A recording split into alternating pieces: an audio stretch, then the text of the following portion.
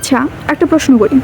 এই যে মানুষজনকে নিয়ে এত পরিমাণ গসিপ করে, এত পরিমাণ সমালোচনা করে, আসলে এটা পায়টা কি? কি পায়? এরা কোনো কি শান্তি পায়? নাকি এদের মানসিক তৃপ্তি আসে?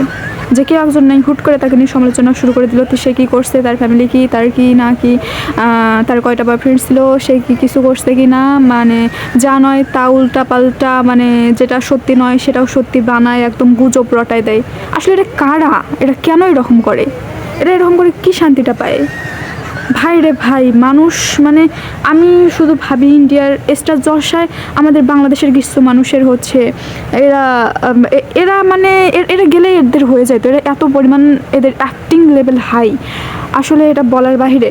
যে আপনার পিছনে এমনভাবে গসিপ করলো, আপনাকে নিয়ে এত পরিমাণ কথা বললো, এত পরিমাণ মন্দ কথা বললো, আপনি বাই চান্স কোনো একভাবে এটা ধরে ফেললেন, কিন্তু আপনি তাদের বুঝতে দিলেন না যে না আপনি হচ্ছে জানেন না, কিন্তু সামনে আসলেন হুট করে এত আপনার সাথে ভালোভাবে কথা বলবে, ভাই আপনি কোনোভাবে আপনি বুঝতেই পারবেন না যে এই ব্যক্তি কিছুক্ষণ আগে আমাকে নিয়ে সব বলছে।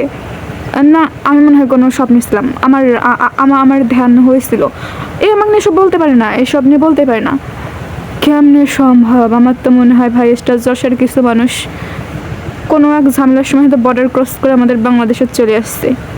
তারাই হচ্ছে মানুষজনদের নিয়ে এভাবে গসিপ করতে পারে, এভাবে তাদের সব মানুষের সমালোচনা করার এই যে লেভেলটা এত হাই, আপনি একটু কল্পনা করতে পারবেন না ভাই, মানে কিভাবে এটা সম্ভব?